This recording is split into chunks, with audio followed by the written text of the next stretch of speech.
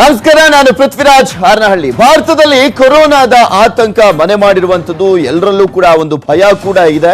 ಇದರ ಜೊತೆಗೆ ತಬ್ಲಿಗಿ ಆ ಒಂದು ಧಾರ್ಮಿಕ ಸಭೆಯಲ್ಲಿ ಭಾಗಿಯಾಗಿದ್ದಂತವರಿಂದ ಮತ್ತಷ್ಟು ಜಾಸ್ತಿ ಆಗ್ತಾ ಇರುವಂತಹ ಹಿನ್ನೆಲೆಯಲ್ಲಿ ಪ್ರಕರಣಗಳು ಸಹಜವಾಗಿ ಮತ್ತಷ್ಟು ಆತಂಕ ಜಾಸ್ತಿ ಆಗಿದೆ ದೇಶದಾದ್ಯಂತ. ಸೊ ಹೀಗಾಗಿ ದೆಹಲಿ ತಬ್ಲಿಗಿ ಸಭೆಗೆ ಹೋದವರೇ ದಯವಿಟ್ಟು ಗಮನಿಸಿ ಈ ಒಂದು ಬ್ರೇಕಿಂಗ್ ನ್ಯೂಸ್ ಅನ್ನ ಏನು ಅಂತ ಹೇಳ್ತಾ ಇದ್ದೀವಿ.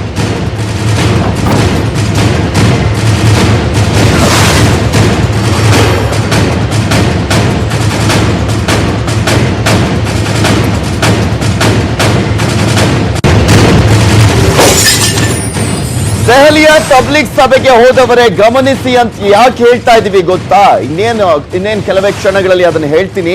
ನೀವು ಬಂದು ಪರೀಕ್ಷೆ ಮಾಡಿಸ್ಕೊಂಡ್ರೆ ಒಳ್ಳೇದು. ಇಂದು ಸಂಜೆಯೊಳಗೆ ಬಂದು ಪರೀಕ್ಷೆ ಮಾಡಿಸ್ಕೊಳ್ಳಿ. ಆಲ್ರೆಡಿ ರಾಜ್ಯ ಸರ್ಕಾರ ಮನವಿ ಮಾಡಿದ್ದು, ಮುಖ್ಯಮಂತ್ರಿಗಳು ಕೂಡ ಮನವಿ ಮಾಡಿದ್ದು, ಆದ್ರೆ ಸಾಕಷ್ಟು ಜನ ಇನ್ನೂ ಕೂಡ ಬಂದಿಲ್ಲ. ನಿಮ್ಮ ಜೀವದ ಜೊತೆ ಇತರರ ಜೀವವನ್ನು ಕೂಡ ಉಳಿಸಿ ಟೆಸ್ಟ್ ಮಾಡಿಸಿಕೊಳ್ಳದಿದ್ರೆ ಕಾನೂನು ಕ್ರಮವನ್ನ ಕೈಗೊಳ್ಳಬೇಕಾಗುತ್ತೆ. 08392277100 ಅಥವಾ 8277888866ಗೆ ಕರೆಯನ್ನ ಮಾಡಿ ನಾವು ತಬ್ಲಿಗಿ ಸಭೆಗೆ ಹೋಗಿ ಬಂದವರು ಅಂತ ಹೇಳಿ ಅವರೇ ಬಂದ್ಬೇಕಾದ್ರೆ ಕರ್ಕೊಂಡು ಹೋಗ್ತಾರೆ. ಯಾಕೆ ಹೇಳ್ತಾ ಇದೀವಿ ಅಂದ್ರೆ, ಕೊರೋನಾ ತಡೆಗೆ ಬಳ್ಳಾರಿ ಜಿಲ್ಲಾಡಳಿತ ಕ್ರಮವನ್ನ ಕೈಗೊಳ್ತಾ ಇದೆ. ತಬ್ಲಿಗ್ ಸಭೆಗೆ ಹೋಗಿ ಬಂದವರಿಗೆ ಡಿಸಿ ಮತ್ತೆ ಎಸ್ಪಿ ಸೂಚನೆಯನ್ನ ಕೊಟ್ಟಿರುವಂತದ್ದು. ಪ್ರತಿ ಜಿಲ್ಲೆಯಲ್ಲೂ ಕೂಡ ಈ ಒಂದು ಖಡಕ್ ಕ್ರಮವನ್ನ ಅನುಸರಿಸಲೇಬೇಕಾದಂತ ಒಂದು ಅನಿವಾರ್ಯತೆ ಈಗ ಎದುರಾಗಿದೆ. ಯಾಕೆಂದ್ರೆ ಎಷ್ಟೇ ಮನವಿ ಮಾಡಿಕೊಂಡ್ರು ಕೂಡ ಸಾಕಷ್ಟು ಸಂಖ್ಯೆಯಲ್ಲಿ ಇದ್ದಾರೆ ಪ್ರತಿ ಜಿಲ್ಲೆಯಲ್ಲೂ ಕೂಡ ಹೋಗಿ ಬಂದಂತವ್ರು. ಅದರ ಲೆಕ್ಕನೂ ಕೂಡ ಸರಿಯಾಗಿ ಗೊತ್ತಾಗ್ತಾ ಇಲ್ಲ. ಟ್ರೇಸ್ ಔಟ್ ಮಾಡ್ಲಾಗ್ತಾ ಇದ್ರೂ ಕೂಡ ಸರಿಯಾಗಿ ಸಾಕಷ್ಟು ಜನರ ಬಗ್ಗೆ ಮಾಹಿತಿ ಸಿಗ್ತಾ ಇಲ್ಲ. ಸೊ ಹೀಗಾಗಿ ಕಾನೂನು ಕ್ರಮವನ್ನ ಕೈಗೊಳ್ಬೇಕಾಗತ್ತೆ. ನೀವು ಇವತ್ತು ಸಂಜೆ ಒಳಗಡೆ ಬಂದು ನಾವು ತಬ್ಲಿಗಿ ಸಭೆಗೆ ಹೋಗಿ ಬಂದಿದ್ವಿ ಅಂತ ಹೇಳ್ದೆ ಹೋದ್ರೆ, ಬಂದು ಟೆಸ್ಟ್ ಮಾಡಿಸ್ಕೊಳ್ದೆ ಹೋದ್ರೆ ಅಂತ ಬಳ್ಳಾರಿ ಎಸ್ಪಿ ಮತ್ತೆ ಡಿಸಿ ಖಡಕ್ ಆದಂತ ಎಚ್ಚರಿಕೆಯನ್ನ ಕೊಟ್ಟಿದ್ದಾರೆ. ಬಳ್ಳಾರಿ ತಬ್ಲಿಗಿ ಜಮಾತ್ ಬಾಂಧವರಿಗೆ ಮಹತ್ವದ ಸಂದೇಶ. ಪ್ರತಿಯೊಬ್ಬರ ಜೀವವು ನಮಗೆ ಮಹತ್ವ. ಪ್ರಾಣಕ್ಕಿಲ್ಲ ಯಾವ ಧರ್ಮದ ಭೇದ ಭಾವ. ದೆಹಲಿಯ ನಿಜಾಮುದ್ದೀನ್ ಮಾರ್ಕಸ್ ನಲ್ಲಿ ಪಾಲ್ಗೊಂಡಿದ್ದ ಬಳ್ಳಾರಿ ಜಿಲ್ಲೆಯ ತಬ್ಲಿಗಿ ಜಮಾತ್ ಬಾಂಧವರೇ ಸ್ವಯಂ ಪ್ರೇರಣೆಯಿಂದ ಕೊರೋನಾ ಪರೀಕ್ಷೆಗೆ ಮುಂದಾಗಿ ತಮ್ಮ ಪ್ರಾಣ ರಕ್ಷಣೆಯೊಂದಿಗೆ ಇತರರ ಪ್ರಾಣ ರಕ್ಷಣೆ ಮಾಡಿ. ಈ ಬಗ್ಗೆ ನಿರ್ಲಕ್ಷ್ಯ ವಹಿಸಿದರೆ ಕಾನೂನು ಕ್ರಮಕ್ಕೆ ಗುರಿಯಾಗುವಿರಿ. ಎಚ್ಚರಿಕೆ. ಬಳ್ಳಾರಿ ತಬ್ಲಿಗಿ ಜಮಾತ್ ಬಾಂಧವರಿಗೆ ನೋಡ್ತಾ ಇದ್ದೀರಲ್ಲ, ಅಲ್ಲಿನ ಎಸ್ಪಿ ಮನವಿಯನ್ನ ಮಾಡ್ಕೊಳ್ತಾ ಇರುವಂತದ್ದು. ಇಲ್ಲಿ ಬಳ್ಳಾರಿಯಿಂದ ಯಾರ್ಯಾರು ಹೋಗಿದ್ರಿ ತಬ್ಲಿಗಿ ಸಭೆಗೆ, ಇವತ್ತು ಸಂಜೆ ಒಳಗೆ ಬಂದು ಅವರು ಟೆಸ್ಟ್ ಅನ್ನ ಮಾಡಿಸ್ಕೊಳ್ಳಿ. ನಮ್ಗೆ ಪ್ರತಿಯೊಬ್ಬರ ಜೀವವೂ ಕೂಡ ಮುಖ್ಯ. ಈ ಒಂದು ಕೊರೋನಾಗೆ ಯಾವುದೇ ರೀತಿಯಾದಂತ ಜಾತಿ ಧರ್ಮ ಇಲ್ಲ. ಆದ್ರೆ ನಿಮ್ಮಿಂದ ಬೇರೆಯವ್ರಿಗೆ ಹರಡೋದು ಬೇಡ. ನಿಮ್ಗೆ ಇದೆಯೋ ಇಲ್ವೋ ಅನ್ನೋದನ್ನ ಮೊದಲು ಟೆಸ್ಟ್ ಮಾಡಿಸ್ಕೊಳ್ಬಿಡಿ ಅಂತ ಮನವಿಯನ್ನ ಮಾಡ್ಕೊಳ್ತಾ ಇದ್ದಾರೆ. ಹಾಗೆ 2 ಫೋನ್ ನಂಬರ್ ಅನ್ನ ಕೂಡ ಕೊಟ್ಟಿದ್ದಾರೆ. ನೀವು ಹೋಗಿ ಬಂದಿದ್ದೆ ಆದಲ್ಲಿ ನಾವು ಈ ನಂಬರ್ ಕೊಡ್ತಾ ಇದೀವಿ. ಮನವಿ ಅಂದ್ರೆ ಇನ್ನು ಈ ಕುರಿತಂತೆ ಮಾತಾಡ್ಲಿಕ್ಕೆ ನಮ್ಮ ಜೊತೆ ಬಳ್ಳಾರಿಯ ಡಿಸಿ ಆಗಿರುವಂತ ನಕುಲ್ ಅವರೇ ದೂರವಾಣಿ ಸಂಪರ್ಕದಲ್ಲಿದ್ದಾರೆ. Good morning sir. Good morning sir. ಈಗ ತಬ್ಲಿಗಿಯ ಒಂದು ಆತಂಕನೇ ದೇಶದಾದ್ಯಂತ ಮನೆ ಮಾಡಿರುವಂತದ್ದು. ಬಳ್ಳಾರಿಯಲ್ಲೂ ಕೂಡ ಹೋಗಿ ಬಂದಿದ್ದಾರೆ ಎನ್ನುವ ಮಾಹಿತಿ ಇದೆ. ಈಗ ಕಾನೂನು ಕ್ರಮ ಅಂತ ಕೂಡ ಹೇಳಲಾಗ್ತದೆ. ಏನೆಲ್ಲ ಕ್ರಮ ಕೈಗೊಳ್ಳಿಕ್ಕೆ ಮುಂದಾಗ್ಲಾಗ್ತಾ ಇದೆ, ಯಾವ ರೀತಿಯಾಗಿ ಮನವಿ ಮಾಡ್ಕೊಳ್ತಿದ್ದೀರಾ ಅಂತ? ನಾವು ಈಗಾಗಲೇ ಒಂದು ಪ್ರಕಟಣೆಯನ್ನ ಕೊಟ್ಟಿದೀವಿ, ಸಾರ್ವಜನಿಕ ಪ್ರಕಟಣೆ. ಯಾರ್ಯಾರು ತಬ್ಲಿಗಿ ಜಮಾತ್ನವ್ರು ಇರ್ಬೋದು, ಅದರ್ವೈಸ್ ಬೇರೆ ನಮ್ಮಲ್ಲಿ ನಿಜಾಮುದ್ದೀನ್ ದರ್ಗಾನ ಯಾರ್ಯಾರು ಭೇಟಿ ಮಾಡಿದ್ರು ಈ 10ರಿಂದ 20ರವರೆಗೆ ಅವ್ರಿಗೆ ನಮ್ಮ ಫೀವರ್ ಕ್ಲಿನಿಕ್ ಗೆ ರಿಪೋರ್ಟ್ ಮಾಡ್ಕೊಳ್ಳಿಕ್ಕೆ ಹೇಳಿದೀವಿ. ಫಾರ್ ಸ್ಕ್ರೀನಿಂಗ್ ಪರ್ಪಸ್ಗೆ ಅಷ್ಟೇ. ಇದು ಯಾಕೆ ನಾವು ಕೇಳ್ತಾ ಇದೀವಿ ಅಂದ್ರೆ, ಎಲ್ಲರ ಸೇಫ್ಟಿಗಾಗಿ ಮತ್ತೆ ಅವರ ಸೇಫ್ಟಿಗಾಗಿಯೂ ಕೂಡ. ಯಾಕಂದ್ರೆ ಅವ್ರಿಗೆ some people might just be passive carriers also. ಹಾಗಾಗಿ ಎಲ್ಲರಿಗೂ ಕೂಡ ನಾವು ಅದು ಪ್ರಕಟಣೆ ಮಾಡಿದೀವಿ. ಆ ರೀತಿ ರಿಪೋರ್ಟ್ ಮಾಡ್ಕೊಂಡೆ ಮುಂದಿನ ದಿನಗಳಲ್ಲಿ ನಮಗೆ ಕಂಡು ಬಂದು ಈ ತರ ಇದ್ರೆ ನಾವು ಅವ್ರ ಮೇಲೆ ಆಕ್ಷನ್ ತಗೊಳ್ತೀವಿ ಅಂತ ಕೂಡ ಇನ್ಫಾರ್ಮ್ ಮಾಡಿದ್ವಿ. ಸರ್, ಇದುವರೆಗೂ ಅಂದ್ರೆ ತಬ್ಲಿಗಿಗೆ ಹೋಗ್ ಬಂದಿದ್ದಂತವ್ರು ಅಂದ್ರೆ ದೆಹಲಿಯ ನಿಜಾಮುದ್ದೀನ್ ಧಾರ್ಮಿಕ ಸಭೆಗೆ ಹೋಗಿ ಬಂದಿದ್ದಂತವರ ಲೆಕ್ಕ ಎಷ್ಟು ಸಿಕ್ಕಿದೆ ಸರ್? ಎಷ್ಟು ಜನರ ರಿಪೋರ್ಟ್ ಬಂದಿದೆ? ಎಷ್ಟು ಜನರ ರಿಪೋರ್ಟ್ ಬರ್ಬೇಕಿದೆ ಸರ್? ನಮ್ಮಲ್ಲಿ 66 ಜನರಲ್ಲಿ 65 ನೆಗೆಟಿವ್ ಬಂದಿದೆ, 1 ಪಾಸಿಟಿವ್ ಬಂದಿದೆ. ಇನ್ನು 12 ರಿಪೋರ್ಟ್ ಅವೇಟೆಡ್ ಇದೆ. ಬಟ್ ಇಲ್ಲಿ ಒಂದು ಕ್ಲಾರಿಫಿಕೇಶನ್ ಕೊಡ್ಲಿಕ್ಕೆ ಇಚ್ಛೆ ಪಡ್ತೀನಿ. ತಬ್ಲಿಗಿ ಜಮಾತ್ ಜೊತೆಗೆ some of the places hotspots ಅಲ್ಲಿ ವಿಸಿಟ್ ಮಾಡಿದವರು ಕೂಡ ಇರ್ತಾರೆ. ಯಾಕಂದ್ರೆ it need not be on one Tablighi ಜಮಾತ್ಗೆ ಮರ್ಕಸ್ ಸಂಬಂಧಪಟ್ಟಂತ ಜೊತೆಗೆ ಆ ಏರಿಯಾಸ್ ಯಾರು ವಿಸಿಟ್ ಮಾಡಿದ್ರು ಕೂಡ ಅವ್ರಿಗೂ ಕೂಡ ರಿಪೋರ್ಟ್ ಮಾಡ್ಲಿಕ್ಕೆ ಹೇಳಿದೀವಿ. Because they might have come in contact ಅಂತ ಹೇಳಿ. ಹಾಗಾಗಿ not only Tablighi, we are looking at others also who might have visited. ಬಳ್ಳಾರಿಯ ಒಬ್ಬ ಬಾಲಕನಿಗೆ ನಂಜನಗೂಡಿನ ಲಿಂಕ್ ಬೇರೆ ಸಿಕ್ಬಿಟ್ಟಿತ್ತು ಅಲ್ವಾ ಸರ್? ಹೌದು, ಅವರ ಮಗ ಇದ್ದಾನೆ ಪಾಸಿಟಿವ್ ಕೇಸ್ ಸ್ಟೇಷನ್. ಸೊ ಹಾಗಾಗಿ ಅವ್ರಿಗೂ ಕ್ವಾರಂಟೈನ್ ಮಾಡಿದ್ವಿ. ಥ್ಯಾಂಕ್ಫುಲಿ ಅವ್ರ ಜೊತೆ ಇದ್ದಂತ 8 ಪ್ರೈಮರಿ ಕಾಂಟ್ಯಾಕ್ಟ್ಸ್ ಯಾರ್ಯಾರಿದ್ರು ಅವ್ರನ್ನ ನೋಡ್ಕೊಳ್ತಾ ಇದ್ದಂತವ್ರು, ಮತ್ತೆ ಅವರ ಡ್ರೈವರ್ ಮತ್ತೆ ಫ್ರೆಂಡ್ ಒಬ್ರು ಕರ್ಕೊಂಡ್ ಬಂದವರು ಎಲ್ಲರೂ ಕೂಡ ನೆಗೆಟಿವ್ ಬಂದಿದ್ದಾರೆ. ಇನ್ನು 4 ಜನದ ಇವತ್ತು ರಿಪೋರ್ಟ್ ಬರ್ಬೇಕಾಗಿದೆ. ಈ 4 ಜನದಷ್ಟೇ ರಿಪೋರ್ಟ್ ಬರ್ಬೇಕಾಗಿದೆ ನಂಜನಗೂಡು ಪ್ರಕರಣಕ್ಕೆ. ಸರ್, ಈಗ ನೀವೇನಾದ್ರೂ ಈ ಟವರ್ ಲೊಕೇಶನ್ ಅನ್ನ ಆಧರಿಸಿ ಏನಾದ್ರೂ ಟ್ರೇಸ್ ಔಟ್ ಮಾಡುವಂತ ಕೆಲಸ ಆಗ್ತಾ ಇದೆ? ಯಾಕಂದ್ರೆ ದೆಹಲಿಲೆಲ್ಲ ಹೋಗಿ ಬಂದಿದ್ದಂತವ್ರನ್ನ ಈ ರೀತಿಯಾಗಿ ಲೊಕೇಶನ್ ಆಧರಿಸಿ ಟ್ರೇಸ್ ಔಟ್ ಮಾಡುವಂತ ಕೆಲಸ ಆಗ್ತಾ ಇದೆ. ಇಲ್ಲ ಆ ಕೆಲಸ ಏನಾದ್ರು ನಡೀತಾ ಇದೆಯಾ ಸರ್? ಟ್ರೇಸಿಂಗ್ ಗೆ ಯಾವ್ಯಾವ್ದು ಪ್ರಕ್ರಿಯೆಗಳು ಮಾಡ್ಬೇಕು ಎಲ್ಲ ಮಾಡ್ತಾ ಇದೀವಿ. ಕೆಲವೊಂದು ನಾವು ಹೇಳಿಕ್ ಆಗೋದಿಲ್ಲ, ಬಿಕಾಸ್ ಟೆಕ್ನಿಕಲಿ ಅದನ್ನ ಪೊಲೀಸ್ ಅವರು ಹ್ಯಾಂಡಲ್ ಮಾಡ್ತಾ ಇದ್ದಾರೆ. ಸೊ ಹಾಗಾಗಿ ಎಲ್ಲಾ ರೀತಿಯ ಲೊಕೇಟ್ ಮಾಡ್ಲಿಕ್ಕೆ ಪ್ರಯತ್ನಗಳು ಮಾಡ್ತಾ ಇದ್ದೀವಿ. ಯಾಕಂದ್ರೆ ನಾವು ಲೋಕಲ್ ಲೀಡರ್ಸ್ ಗೆ ಕೂಡ ಹೇಳಿದಾಗ ಅವರು ಕೂಡ ವೆರಿ ಪ್ರೊಆಕ್ಟಿವ್ಲಿ ಈ ರೀತಿ ಯಾರ್ಯಾರಿದ್ದಾರೆ ಅವ್ರದ್ದು ಕೂಡ ಅವರೇ ಇನ್ಫಾರ್ಮ್ ಮಾಡಿ ನಮಗೆ ಸಪೋರ್ಟ್ ಕೂಡ ಮಾಡ್ತಾ ಇದ್ದಾರೆ. ಸೊ ನೀವು ಅಲ್ಲಿ ಆ ಮಸೀದಿಯ ಪ್ರಮುಖರು ಹಾಗೆ ಮೌಲ್ವಿಗಳನ್ನ ಸಂಪರ್ಕ ಮಾಡಿ ಯಾರ್ಯಾರು ಹೋಗಿ ಬಂದಿದ್ದೀರಾ ಅವ್ರ ಲಿಸ್ಟ್ ಕೊಡಿ ಅಂತ ಕೂಡ ಮನವಿ ಮಾಡ್ಕೊಂಡಿದ್ದೀರಾ ಆಲ್ರೆಡಿ? ಹೌದು, ಲಿಸ್ಟ್ ಕೊಡಿ ಅಂತ ಹೇಳಿಲ್ಲ, ನಾವು ಅವರಿಗೆ ಅವರ ಮುಖಾಂತರವೇ ಅವ್ರಿಗೆ ಹೇಳಿಸಿ ನಮ್ಮ ಸ್ಕ್ರೀನಿಂಗ್ ಪಾಯಿಂಟ್ ಫೀವರ್ ಕ್ಲಿನಿಕ್ ಏನಿದೆ ಅಲ್ಲಿಗೆ ಬರ್ಲಿಕ್ಕೆ ನಾವೇ ಹೇಳ್ತಾ ಇದೀವಿ. ಬಹುತೇಕ ಅದರಲ್ಲಿ ಬಹಳಷ್ಟು ಜನ ಬರ್ತಾನೂ ಇದ್ದಾರೆ. ಸರ್, ಈಗ ಮುಖ್ಯಮಂತ್ರಿಗಳು ಕೂಡ ಮನವಿ ಮಾಡ್ಕೊಳ್ತಿದ್ದಾರೆ ಸಾಕಷ್ಟು, ಯಾರ್ಯಾರು ಹೋಗಿದ್ದೀರಾ ಬನ್ನಿ, ನಿಮ್ಮ ಹೆಸರನ್ನು ಕೂಡ ಹೇಳೋದಿಲ್ಲ, ಟೆಸ್ಟ್ ಮಾಡಿಸ್ಕೊಳ್ಳಿ, ನಿಮ್ಮ ಆರೋಗ್ಯದ ದೃಷ್ಟಿ ಮತ್ತೆ ನಿಮ್ಮ ಕುಟುಂಬ ನಿಮ್ಮ ಸಮುದಾಯದ ದೃಷ್ಟಿಯಿಂದ ಟೆಸ್ಟ್ ಮಾಡಿಸ್ಕೊಳ್ಳಿ ಅಂತ ಹೇಳ್ತಾ ಇದ್ರು ಕೂಡ ಯಾಕೆ ಬರ್ತಾ ಇಲ್ಲ ಅಂತ ಅನ್ಸುತ್ತೆ ಸರ್? ಯಾಕೆ ಇಷ್ಟೊಂದು ಹಿಂಜರಿಕೆ ಅಂತ? ಆ ಕಮೆಂಟ್ ಮೇಲೆ ನಾನು ಕಮೆಂಟ್ ಮಾಡ್ಲಿಕ್ಕೆ ಹೋಗೋದಿಲ್ಲ, ಬಟ್ ನಾನು ಬಳ್ಳಾರಿಗೆ ಸೀಮಿತವಾಗಿ ಹೇಳ್ತೀನಿ. ನಮ್ಮಲ್ಲಿ ನಾವು ಅವರ ಮುಖಂಡರು ಮತ್ತೆ ಮೌಲ್ವಿಗಳ ಮುಖಾಂತರ ಕಾಂಟ್ಯಾಕ್ಟ್ ಮಾಡಿದಾಗ ವೆರಿ ವೆರಿ ಪಾಸಿಟಿವ್ ಆಗಿ ಬಹಳಷ್ಟು ಜನ ಮುಂದೆ ಬಂದಿದ್ದಾರೆ. ಇದರಲ್ಲಿ ನಾವು ಯಾಕೆ ಮನವಿ ಮಾಡ್ತಾ ಇದೀವಿ ಅಂದ್ರೆ, ನಮ್ಮಲ್ಲಿ ಬಹುತೇಕ ನಮ್ಮ ಟೆಕ್ನಿಕಲ್ ಡಾಟಾ ಮೇಲೆ ನಮ್ಮಲ್ಲಿ ಪಟ್ಟಿಗಳಿರೋದು. ಕೆಲವೊಮ್ಮೆ ಅವ್ರ ಮೊಬೈಲೇ ತಗೊಂಡು ಹೋಗಿಲ್ಲ ಅಥವಾ ಬೇರೆ ಇದ್ರೆ ಆವಾಗ ನಮಗೆ ಅದು ಸಿಗೋದಿಲ್ಲ.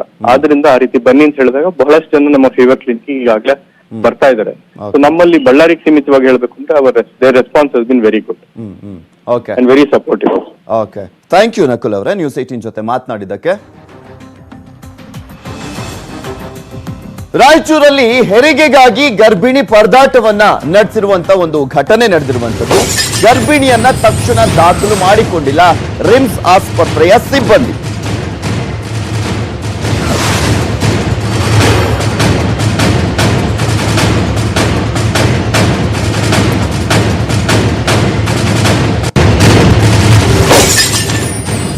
ರಾಯಚೂರಲ್ಲಿ ಹೆರಿಗೆಗಾಗಿ ಗರ್ಭಿಣಿ ಪರದಾಟವನ್ನ ಮಾಡಿರುವಂತಹ ಘಟನೆ ನಡೆದಿದೆ. ಗರ್ಭಿಣಿಯನ್ನ ತಕ್ಷಣ ದಾಖಲು ಮಾಡಿಕೊಂಡಿಲ್ಲ ರಿಮ್ಸ್ನ ಸಿಬ್ಬಂದಿ. ವೈದ್ಯರ ಕೊರತೆ ನೆಪವೊಡ್ಡಿ ಆಸ್ಪತ್ರೆಯಿಂದ ಹೊರ ಹಾಕಿದ್ದಾರೆ ಸಿಬ್ಬಂದಿ. ಯಾವ ಕಾರಣಕ್ಕೆ ಏನು ಅಂತ ಮೋಸ್ಟ್ ಪ್ರಾಬಬ್ಲಿ ಇದಕ್ಕೆ DHOನೇ ಕ್ಲಿಯರೆನ್ಸ್ ಅನ್ನ ಕೊಡಬೇಕು.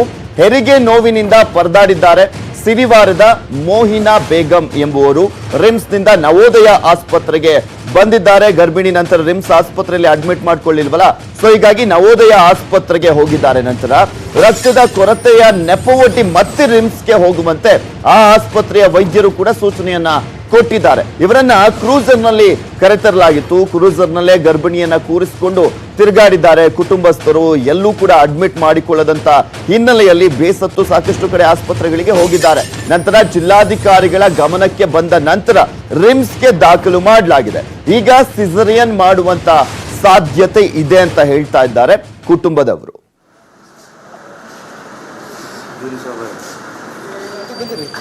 5 ಗಂಟೆ ಬಂದು ಇಲ್ಲಿ ಬಂದಮೇಲೆ ಅವ್ರು ಡಾಕ್ಟ್ರ್ ಇಲ್ಲ ಅವರಿಲ್ಲ ಇವರಿಲ್ಲ ಅಂದರು.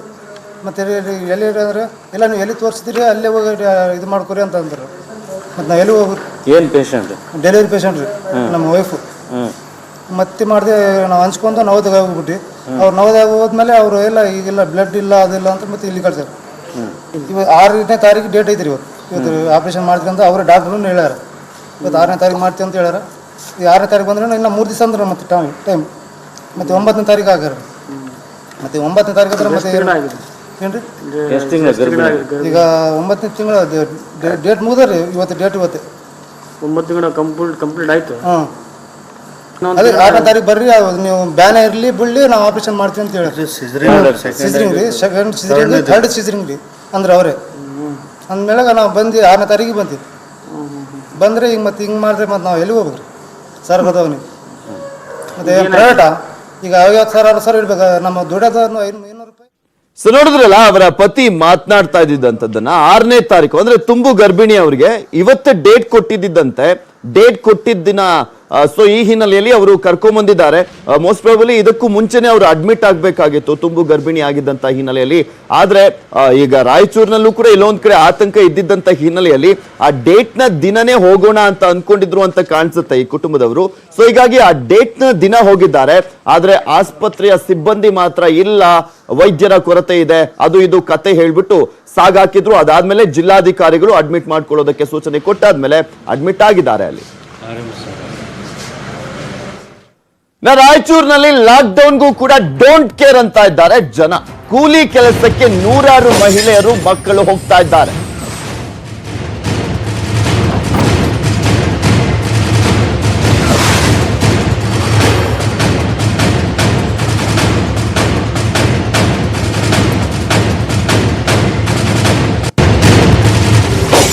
ರಾಯಚೂರಿನಲ್ಲಿ ಲಾಕ್ ಡೌನ್ಗೂ ಕೂಡ ಡೋಂಟ್ ಕೇರ್ ಅಂತ ಹೇಳ್ತಾ ಇರುವಂತದ್ದು. ಕೂಲಿ ಕೆಲಸಕ್ಕೆ ನೂರಾರು ಮಹಿಳೆಯರು ಮಕ್ಕಳು ಹೋಗ್ತಾ ಇದ್ದಾರೆ.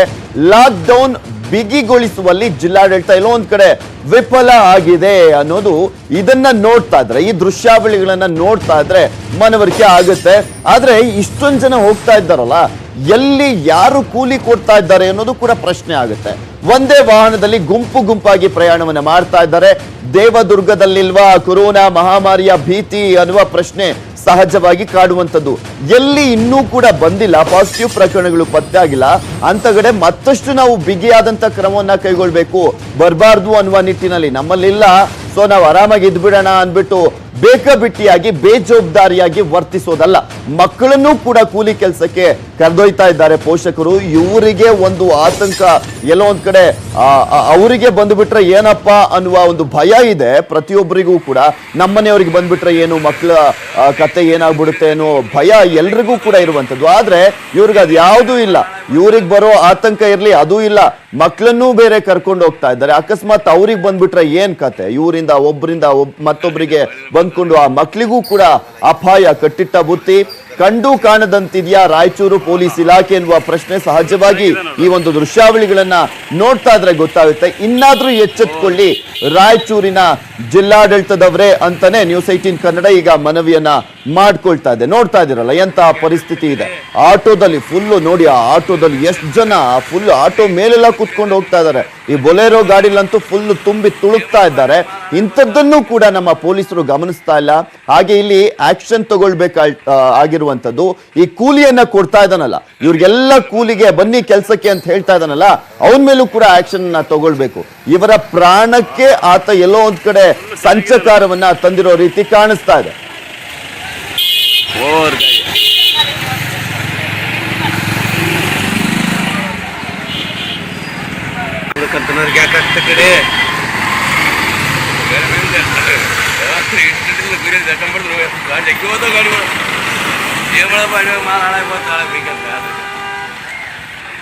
ನೋಡ್ತಾ ಇದೀರಲ್ಲ, ಈ ಬಸ್ಸಲ್ಲಿ ಹೋಗ್ತಾರಲ್ಲ, ಬಸ್ನ ಟಾಪ್ ಮೇಲೆಲ್ಲ ಕುತ್ಕೊಂಡೆಲ್ಲ ಹೋಗ್ತಾರಲ್ಲ, ಬಸ್ಸಲ್ಲಿ ನೇತಾಕೊಂಡೆಲ್ಲ ಆ ತರ ಹೋಗ್ತಾ ಇದ್ದಾರೆ. ರಾಯಚೂರಿನಲ್ಲಿ ಕಂಡು ಬಂದಿರುವಂತ ಈ ದೃಶ್ಯಗಳು. ಈ ಕುರಿತಂತೆ ಹೆಚ್ಚಿನ ಡೀಟೇಲ್ಸ್ ಅನ್ನ ನೀಡ್ತಾರೆ ನಮ್ಮ ರಾಯಚೂರಿನ ಪ್ರತಿನಿಧಿ ಶರಣಪ್ಪ ಬಾಚಲಾಪುರ ದೂರವಾಣಿ ಸಂಪರ್ಕದಲ್ಲಿದ್ದಾರೆ. ಎಸ್ ಶರಣಪ್ಪ, ನೋಡ್ತಾ ಇದೀವಿ ಅಲ್ಲಿ ಮಕ್ಕಳನ್ನು ಕೂಡ ಕರ್ಕೊಂಡು ಕೂಲಿ ಕೆಲಸಕ್ಕೆ ಹೋಗ್ತಾ ಇದ್ದಾರೆ. ಏನ್ ಮಾಡ್ತಾ ಇದೆ ಜಿಲ್ಲಾಡಳಿತ, ಏನ್ ಮಾಡ್ತಾ ಇದ್ದಾರೆ ಪೊಲೀಸರು ಅಂತ?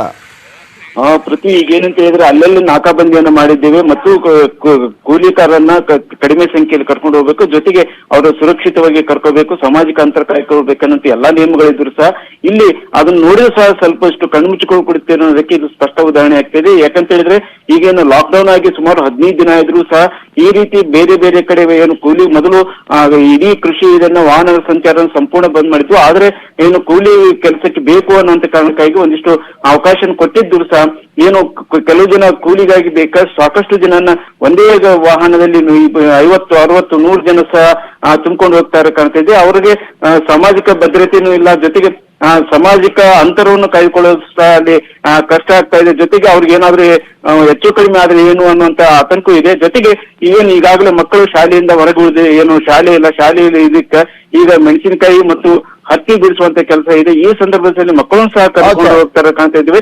ಈ ಬಗ್ಗೆ ಜಿಲ್ಲಾಡಳಿತ ಏನು ಒಂದಿಷ್ಟು ನಾವು ಕ್ರಮ ಕೈಗೊಂಡಿದ್ದೀವಿ, ಅಲ್ಲಲ್ಲಿ ನಾಕಾಬಂದಿಯಲ್ಲಿ ಚೆಕ್ ಮಾಡ್ತೀವಿ ಅಂತ ಹೇಳಿದ್ರು. ಆದ್ರೆ ಯಾವುದೇ ರೀತಿ ಅದು ಕಾಣ್ತಾ ಇಲ್ಲ. ಇಲ್ಲಿ ಸಂಪೂರ್ಣವಾಗಿ ಪೊಲೀಸರು ಮತ್ತು ಜಿಲ್ಲಾಡಳಿತದ ನಿರ್ಲಕ್ಷ್ಯ ಎದ್ದು ಕಾಣ್ತಿದೆ ಅಂತ ಹೇಳ್ಬೋದು. ಥ್ಯಾಂಕ್ ಯು ಶರಣಪ್ಪ ವಾಚಲಾಪುರ ನಿಮ್ಮೆಲ್ಲ ಡೀಟೇಲ್ಸ್ಗಾಗಿ. ಕೊರೋನಾ ಭೀತಿಯಲ್ಲೇ ಕರಗ ಉತ್ಸವಕ್ಕೆ ಈಗ ಚಾಲನೆಯನ್ನ ನೀಡಲಾಗ್ತಾ ಇದೆ. ಲಾಕ್ಡೌನ್ ನಡುವೆಯೂ ಕೂಡ ನಡೆದಿದೆ ಹಸಿ ಕರಗ.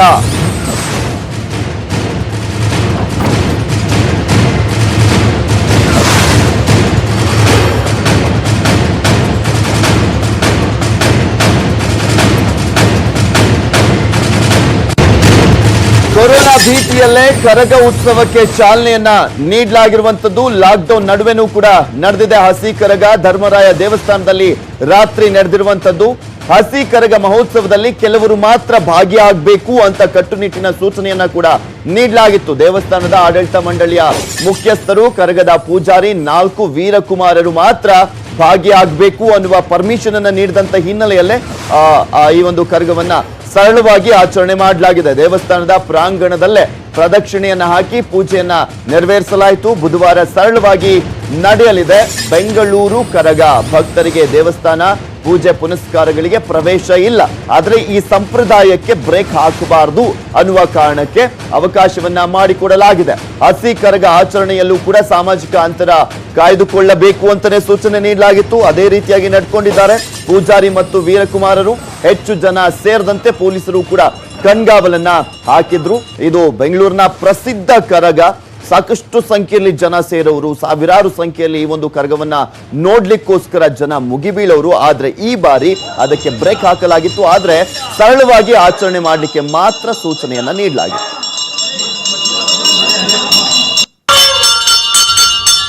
ಹತೋಟಿಗೆ ಬರ್ತಾ ಇಲ್ಲ ಕೊರೋನಾ. ಕರ್ನಾಟಕದಲ್ಲಿ ನಿನ್ನೆ ಒಂದೇ ದಿನ 12 ಹೊಸ ಪ್ರಕರಣಗಳು ಪತ್ತೆ ಆಗಿರುವಂತದ್ದು, ಪಾಸಿಟಿವ್ ಪ್ರಕರಣಗಳು ವರದಿಯಾಗಿವೆ.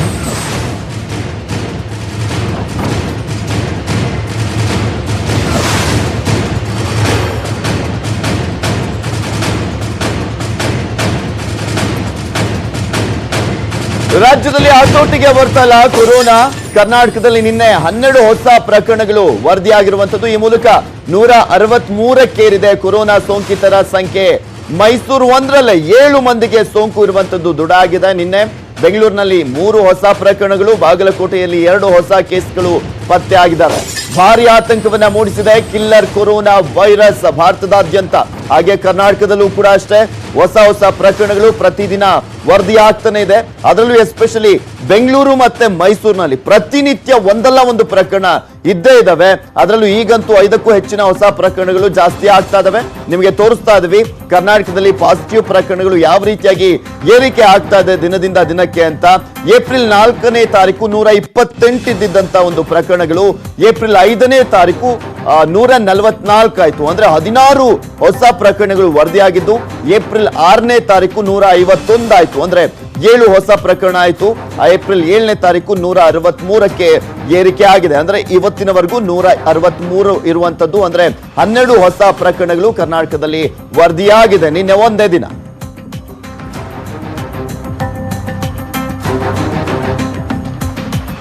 ಗಮನಿಸ್ತಾ ಇದ್ದೀರಾ, ಅದನ್ನ ತೋರಿಸ್ತಾ ಇದ್ವಿ. ಕರ್ನಾಟಕದಲ್ಲಿ ಹೊಸ ಕೇಸ್ಗಳು ದಿನದಿಂದ ದಿನಕ್ಕೆ ಯಾವ ರೀತಿಯಾಗಿ ಏರಿಕೆ ಆಯ್ತು ಅಂತ. ಏಪ್ರಿಲ್ 4ನೇ ತಾರೀಕು 3 ಹೊಸ ಪ್ರಕರಣಗಳು ಪತ್ತೆ ಆಯ್ತು. 3ರಿಂದ 4ನೇ ತಾರೀಕಿಗೆ, 4ರಿಂದ 5ನೇ ತಾರೀಕಿಗೆ 16 ಹೊಸ ಪ್ರಕರಣಗಳು. ಅದು ಒಂದೇ ದಿನ ಅತಿ ಹೆಚ್ಚು ಪ್ರಕರಣಗಳು ದಾಖಲಾದಂತ ದಿನ ಏಪ್ರಿಲ್ 5ನೇ ತಾರೀಕು. ಏಪ್ರಿಲ್ 6ನೇ ತಾರೀಕು 7 ಹೊಸ ಪ್ರಕರಣಗಳಾದ್ರೆ ಏಪ್ರಿಲ್ 7ನೇ ತಾರೀಕು 12 ಹೊಸ ಪ್ರಕರಣಗಳು. ಅಂದ್ರೆ ಟೋಟಲ್ ಆಗಿ ಕರ್ನಾಟಕದಲ್ಲಿ ಈಗ 163 ಪಾಸಿಟಿವ್ ಪ್ರಕರಣಗಳು ವರದಿಯಾಗಿರೋದು.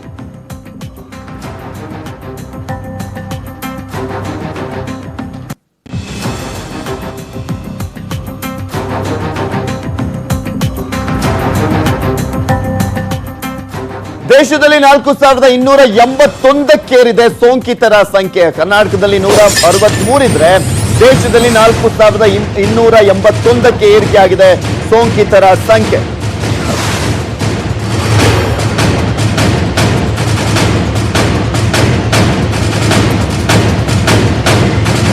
ಭಾರತದಾದ್ಯಂತ ದಿನೇ ದಿನ ಪ್ರಕರಣಗಳು ಜಾಸ್ತಿ ಆಗ್ತಾನೆ ಇದಾವೆ. ಟೋಟಲ್ ಆಗಿ ಈಗ ಭಾರತದಲ್ಲಿ 4281 81ಕ್ಕೆ ಏರಿಕೆ ಆಗಿದೆ. ಸೋಂಕಿತರ ಸಂಖ್ಯೆ 24 ಗಂಟೆಗಳಲ್ಲಿ 704 ಹೊಸ ಕೇಸ್ಗಳು ಪತ್ತೆಯಾಗಿದ್ದಾವೆ.